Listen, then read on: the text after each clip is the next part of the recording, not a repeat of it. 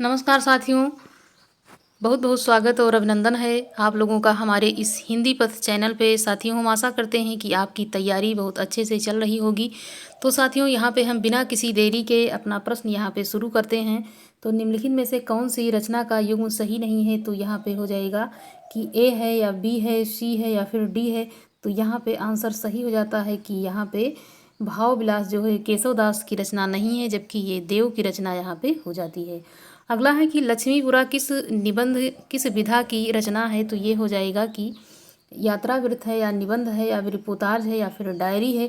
Reportage के अंतर्गत इस लक्ष्मीपुरा को विधा को रखा गया है और इसके जनक के रूप में देखते हैं तो शिवधाम सिंह चौहान हो जाएंगे। शालिभद्र सूरी की रचना का यहाँ नाम बताना है। तो यहाँ पे हो जाएगा कि ए है, बी है, सी है या फिर डी है। यहाँ पे आंसर बी सही हो जाता है। अगला है कि फणीसन नाथ रेणु की कौन सी कहानी है? तो यहाँ पे हो जाएगा कि रेणु जी की कहानी के बारे में यहाँ पूछा जा रहा है कि उनकी कौन सी कहानी है, जबकि फणीसन नाथ रेणु एक आंचलिक उपन्यासकार के रूप में हम इनको जानते हैं। इनकी रचना हो जाती है ए है, बी है, सी है या फिर डी है। तो ये रस प्रिया इनकी जो है ये कहानी के अंतर्गत आती है, जबकि रस आखेट जो है ये देखा जाता है तो ये कुबेर नाथ राय जी की ये निबंध है और उन्हीं का ये नीलकंठी भी उन्हीं की रचना के रूप में देखते हैं, जबकि यहाँ पे रसिक प्रिया जो है ये केशवदास की रचना के रूप में हम जानते हैं। अगला है कि साकेत महाकाव्य का सर्वाधिक मार्मिक सर्ग कौन सा है? तो षष्टम हो जाता है, सप्तम हो जाता है, अष्टम हो जाता है, नवम हो जाता है। यहाँ पे आंसर नवम सही हो जाता है।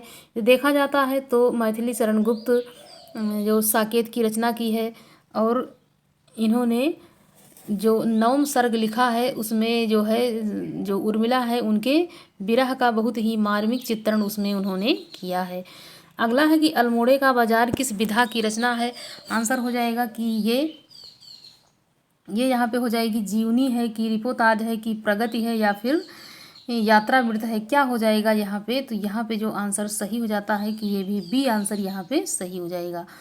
अगला यहाँ पे है कि निम्नलिखित में से कौन सी रेखा चित्र विधा की रचना नहीं है? तो यहाँ पे क्या हो जाता है? यहाँ पे हो जाएगा कि कठगुलाब है कि पुरानी स्मृति है या फिर क्षण बोले कण मुस्कुराए। ये यहाँ पे हो जाता है, यहाँ पे क्षण बोले कण मुस्कुराए या फिर रेखाएं बोल उठी, कौन सा यहाँ पे हो जाता है? तो ये यहाँ पे जो ए है ये यहाँ पे सही हो जाता है। निम्नलिखित में से कौन सी शिलांकृत कृति के रूप में हम देखते हैं? यहाँ पे हो जाएगा कि ये पाहुड़ दोहा हो जाएगा, राउर बेल हो जाएगा, प्रकृत पैंगलम या फिर वर्ण रत्नाकर। कौन सी यहाँ पे सही हो जाता है? ये यहाँ पे राउर बेल जो है ये यहाँ पे सही हो जाता है। अगला है कि अर्धकथानक किस विधा की रचना के अंतर्गत इसको रखा गया है? तो ये जीवनी है कि उपन्यास है कि आत्मकथा है या फिर नाटक है। आंसर हो जाता है कि ये आत्मकथा के अंतर्गत इसको रखा गया है। बनारसी दास इसके लेखक हैं। ये प्रथम आत्मकथा के रूप में इसको जाना जाता है। अगला है कि झीनी झीनी बीनी चदरिया किस उपन्यासकार की कृति है? तो ये हो जाएगा कि राही मासूम रजा, अब्दुल बिस्मिल्लाह, असगर वजाहत या फिर मुद्रा राक्षस। तो यहाँ पे बी आंसर होता है सही, क्योंकि इन्होंने जो अब्दुल बिस्मिल्लाह जी हैं इन्हें झीनी झीनी बीनी चदरिया में वहाँ के जो मजदूर वर्ग हैं बुनकर हैं वहाँ उनके जीवन पर इन्होंने अच्छे से प्रकाश डाला है इस अपने उपन्यास के माध्यम से। उद्योग का सही संधि विच्छेद यहाँ पे बताना है। तो यहाँ पे ए हो जाता है, बी हो जाता है, सी या फिर डी। यहाँ पे आंसर ए सही हो जाता है। अगला प्रश्न है कि प्रबोध पचासा ग्रंथ के रचयिता कौन है? यहाँ पे हो जाएगा कि रामानंद हैं कि कबीरदास हैं, मतीराम है या फिर पद्माकर हैं। तो यहाँ पे जो प्रबोध पचासा ग्रंथ है ये पद्माकर जी की रचना के रूप में हम इसे देखते हैं। यदि पद्माकर जी की बात चलती है तो उनके कुछ और भी महत्वपूर्ण ग्रंथ यहाँ पे मतलब रचनाएं हैं, जैसे जगत विनोद है, गंगा लहरी है, प्रताप सिंह बिरदावली आदि इनकी रचनाओं के रूप में हम जानते हैं। पद्माकर भी रीत काल के ही कवि माने जाते हैं। अगला है कि निम्नलिखित में से किस पत्रिका से संबंधित साहित्यकार सही नहीं है? यहाँ पे हो जाएगा कि ए है, बी है, सी है या फिर डी है। तो यहाँ पे डी आंसर हो जाता है सही। अगला यहाँ पे प्रश्न है कि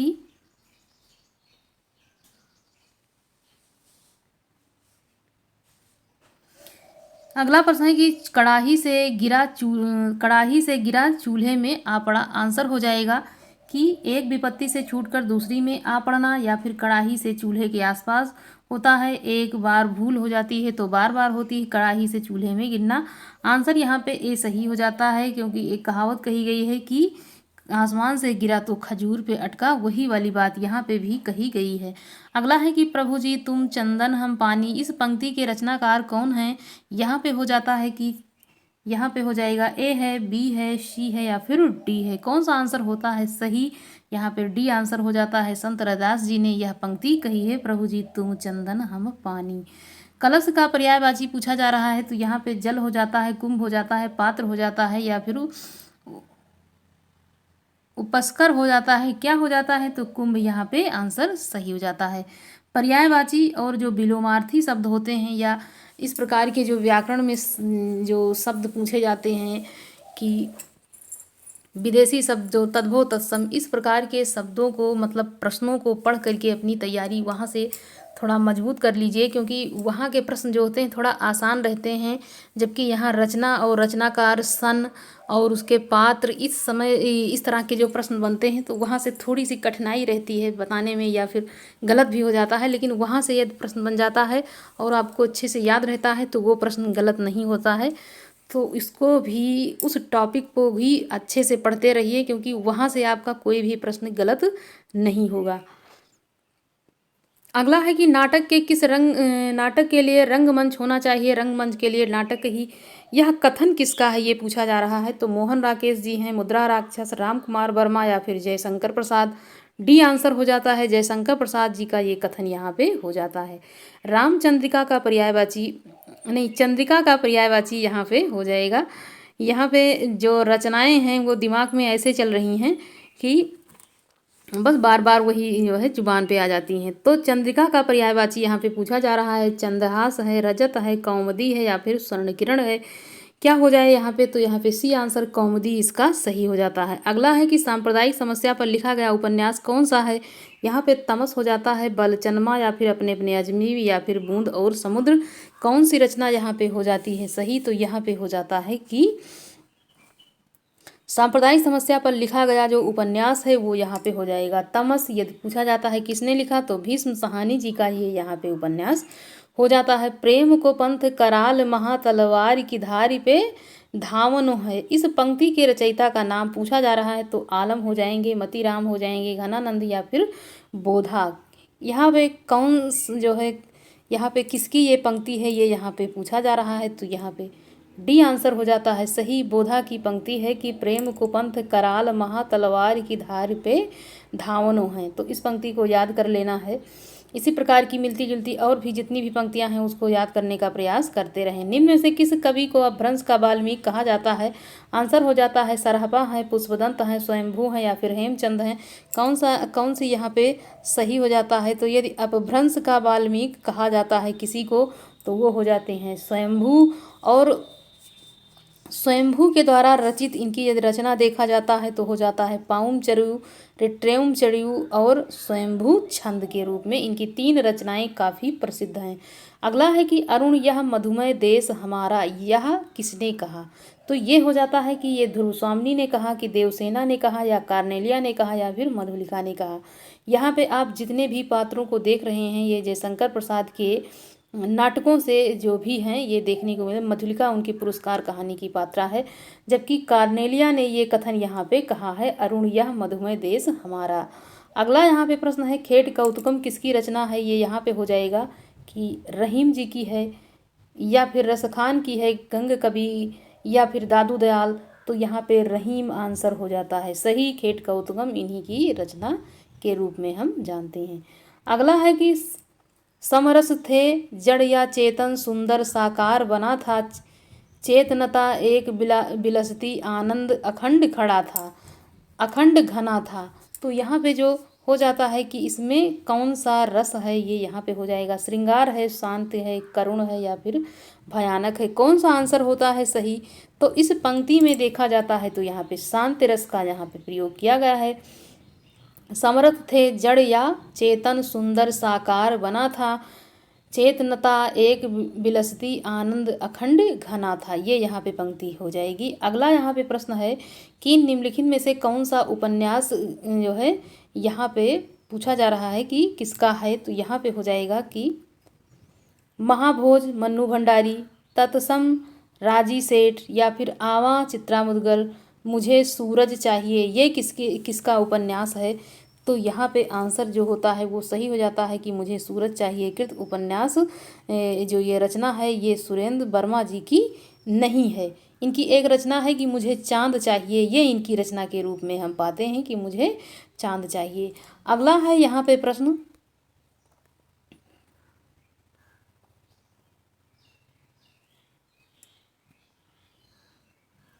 पाप और पुण्य के चितरंजन नैतिक प्रश्न को किस उपन्यास में प्रस्तुत किया गया है। तो यहाँ पे हो जाएगा सामर्थ्य और सीमा में, चित्रलेखा में, भूले बिसरे चित्र में, या फिर आखिरी दांव में, किसमें इसको प्रस्तुत किया गया है। तो यदि देखा जाता है तो ये भगवती चरण वर्मा द्वारा लिखित रेखा जो चित्रलेखा उपन्यास है उसी में इसको प्रस्तुत किया गया है। तो पाप पुण्य के चितरंजन नैतिक प्रश्न जो प्रस्तुत किया गया है वो किसमें, तो चित्रलेखा में, जो भगवती चरण वर्मा जी का उपन्यास है। यहाँ पे परमानंद शब्द में कौन सा समास है।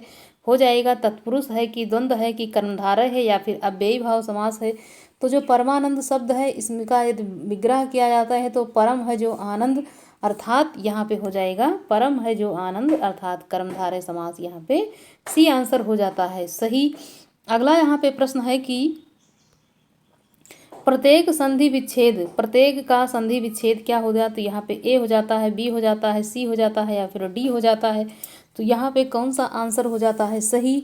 यहाँ पे हो जाता है कि प्रति प्लस एक।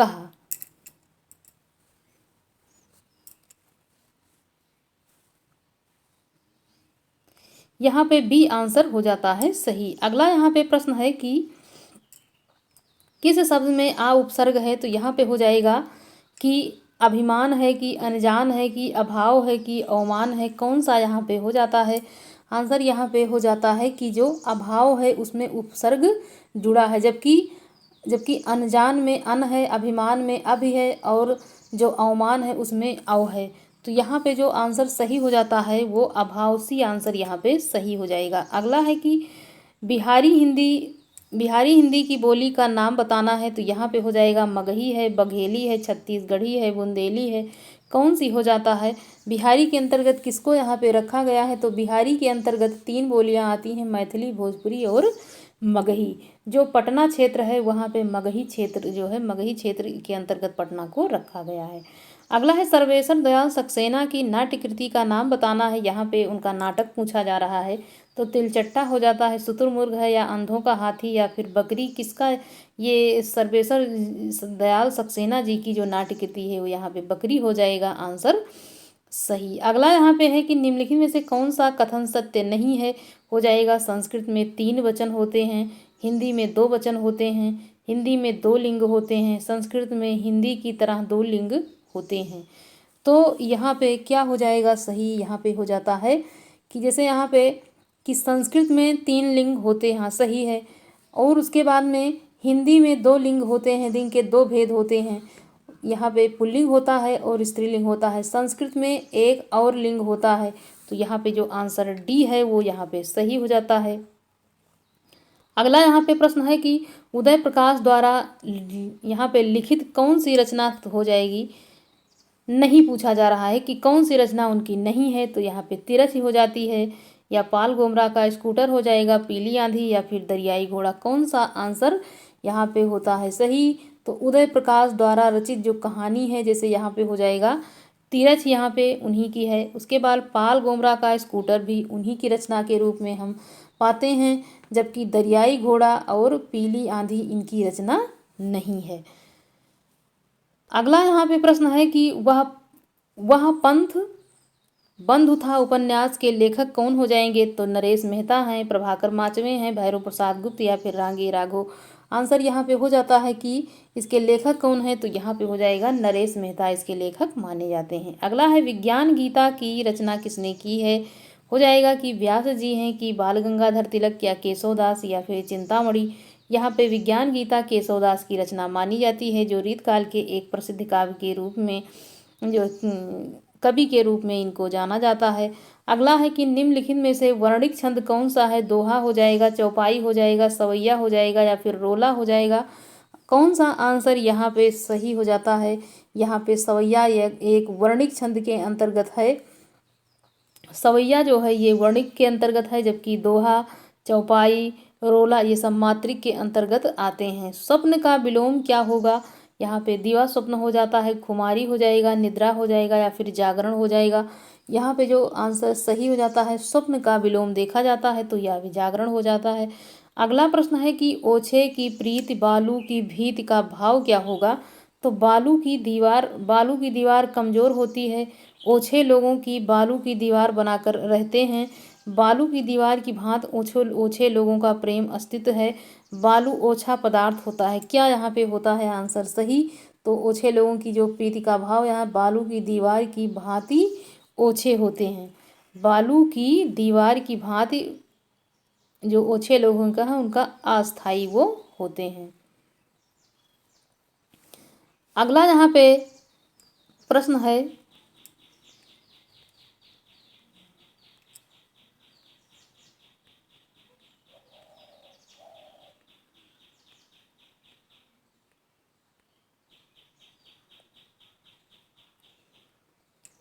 यहाँ पे है कि नटों के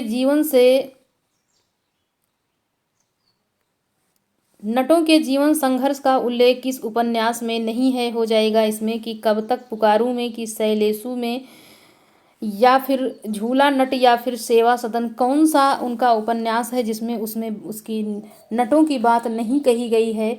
तो यहाँ पे हो जाएगा कि जो सेवा सदन है ये एक कृति किसकी है? तो ये मुंशी प्रेमचंद की एक उपन्यास के रूप में इसको हम जानते हैं। इसमें नटों के जीवन संघर्ष का उल्लेख नहीं मिलता है, और जितने भी जबकि जो यहाँ पे उपन्यास है इसमें नटों के जीवन के संघर्ष के बारे में यहाँ पे कहा गया है। अगला है कि आदिकाल को प्रारंभिक काल किसने कहा है? यहाँ हो जाएगा कि डॉक्टर ग्रियर्सन ने कहा है, मिश्र बंधु ने कहा है, महावीर प्रसाद द्विवेदी या फिर हजारी प्रसाद द्विवेदी ने। तो प्रारंभिक और आरंभिक में काफ़ी कन्फ्यूजन रहता है, तो प्रारंभिक यहाँ पे मिश्र बंधु ने कहा है, जबकि आरंभिक की बात आती है, आरंभिक काल किसने कहा? तो गणपति चंद्रगुप्त वहाँ पे हो जाता है। अधिकार खो बैठना या महादुष्कर्म है, इस पंक्ति का यहाँ पे पूछा जा रहा है, इसके रचयिता कौन है? हो जाता है कि यहाँ पे रामधारी सिंह दिनकर हैं, मैथिली शरण गुप्त हैं, निराला हैं या फिर सुभद्रा कुमारी चौहान हैं। आंसर यहाँ पे हो जाता है कि इसमें मैथिली शरण गुप्त की ये रचना के रूप में इसे हम देखते हैं। अगला है वागार्थ पत्रिका कहाँ से प्रकाशित होती है? ये हो जाता है कि मुंबई से, कि वाराणसी से, कि नई दिल्ली या फिर कोलकाता। कौन सा आंसर होता है सही? कोलकाता से इसका प्रकाशन यहाँ पे हो जाता है, डी आंसर सही। अगला है कि हम बिसपाई जन्म के किस काव्य कृति के रचनाकार कौन है? यहाँ पे हो जाएगा कि सुभद्रा कुमारी चौहान, राम नरेश त्रिपाठी, बालकृष्ण शर्मा नवीन या फिर गोपाल सिंह नेपाली। यहाँ पे सी आंसर हो जाता है सही कि हम बिसपाई जन्म के ये जो आंसर है ये रचनाकार यहाँ पे बालकृष्ण शर्मा नवीन जी हो जाते हैं। अगला इसमें से प्रश्न है कि उपमा के लिए निम्नलिखित में से किसके लिए प्रसिद्ध नहीं है? तो उपमा के लिए कालिदास हैं, करुण के लिए भवभूति हैं, अलंकार के लिए भामा हैं, वक्रोक्ति के लिए क्षेमेंद्र हैं। कौन सा होता है यहाँ पे सही? तो वक्रोक्त के लिए यहाँ पे क्षेमेंद्र ना होकर के यहाँ पे कुंतक हो जाता है, जबकि और जितने भी हैं करुण के लिए भवभूति बिल्कुल सही है, उपमा के लिए कालिदास बिल्कुल सही है, अलंकार के लिए भामा यहाँ पे आंसर सही है। अगला है कि राधा वल्लभ संप्रदाय का प्रवर्तन किसने किया है? हो जाएगा वल्लभाचार्य ने, मध्वाचार्य ने, हितहरिवंश या फिर सूरदास। किसने इसका जो है प्रवर्तन किया है? आंसर यहाँ पे हो जाता है सही कि जो राधा वल्लभ संप्रदाय के प्रवर्तक हितहरवंश हैं, इनकी संप्रदाय में प्रेम को ही भक्ति का मूलाधार यहाँ पे बताया गया है, तो यहाँ आंसर ए सही हो जाता है। अगला है कि अहेतुकम का शुद्ध क्या हो जाएगा? आंसर हो जाएगा यहाँ पे अहितकी है या फिर अहेतुकी है या फिर बेतुकी या फिर अभितुकी। कौन सा आंसर यहाँ पे हो जाता है सही? यहाँ पे हो जाता है अहेतुक जो होता है ये शुभ, अहेतुक का जो शुद्ध है वो अहेतुकी यहाँ पे हो जाता है, बी आंसर सही। अगला है कि इसमें से निम्नलिखित में से कवि सतसई का रचनाकार नहीं है, तो यहाँ पे हो जाएगा कि मतीराम है कि सेनापति हैं, बिहारी हैं या फिर बृंद हैं। आंसर यहाँ पे भी हो जाता है कौन सा, कि बृंद ने सतसई नामक रचना नहीं की है। यहाँ पे डी आंसर हो जाता है सही। अगला है कि निम्नलिखित में से द्वंद्व समास बताइए। यहाँ पे हो जाएगा कि शोकाकुल है कि सर्वोत्तम है कि वीर पुरुष है या फिर पाप पुण्य है। कौन सा आंसर हो जाता है सही, तो यहाँ पे पाप और पुण्य ये द्वंद्व के अंतर्गत आता है, जबकि यहाँ पे और भी जो हैं वो अलग अलग समास से हैं। अगला है महाप्राण ध्वनियाँ व्यंजन वर्ण वर्ग में किससे संबंधित हैं, तो यहाँ पे हो जाएगा कि पहला है कि दूसरा है, दूसरा तीसरा है या फिर दूसरा चौथा है या फिर पहला और चौथा। कौन सा आंसर यहाँ पे हो जाता है, तो यहाँ पे दूसरे और चौथे वर्ग की जो ध्वनियाँ होती हैं वो किसके अंतर्गत आती हैं, तो दूसरा और चौथा। यहाँ पे सी हो जाता है। ये किस महाप्राण होती हैं, जैसे यहाँ पे देखा जाता है खा, उसके बाद घा और छा, उसके बाद झा ठा और ढा आदि ये जो ध्वनियाँ हैं वो महाप्राण के अंतर्गत यहाँ पे इसको रखा गया है। अगला है जो शीघ्र ही किसी बात या युक्ति को सोच लेता है उसे कहते हैं सहमति या फिर व्युत्पन्नमति या फिर प्रत्युत्पन्नमति या फिर सन्मति। कौन सा यहाँ पे आंसर हो जाता है, आंसर यहाँ पे सही हो जाता है कि प्रत्युत्पन्नी मति। यहाँ पे हम सी आंसर हो जाता है सही। अगला है अंजू दीदी किस विधा की रचना है, हो जाएगा कि कविता है कि नाटक है कि कहानी है या फिर उपन्यास। यहाँ पे जो आंसर हो जाता है कि अंजू दीदी एक क्या है, ये नाटक के अंतर्गत आता है। और इसके अंतर्गत किसने इसको लिखा है यदि पूछा जाता है तो उपन्यास इसको लिखा है उपेंद्र नाथ अश्क ने, और यह एक नाटक कृति के रूप में है। और इनके और यदि नाटक देखा जाता है तो स्वर्ग की झलक, छठा बेटा, अलग अलग रास्ते आदि इनकी कुछ महत्वपूर्ण रचना यहाँ पे हो जाती है।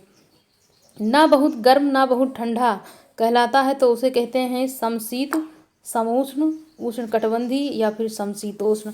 कौन सा आंसर होता है सही, ना बहुत गर्म हो ना बहुत ठंडा, तो वह समशीतोष्ण उसको हम कहते हैं। ये डी आंसर हो जाता है सही। अगला यहाँ पे प्रश्न है कि निम्नलिखित में से दलित आत्मकथा नहीं है, तो कौन सी नहीं है, अपने अपने पिंजरे हैं, जूठन है, तिरस्कृत है या फिर मेरी असफलताएं।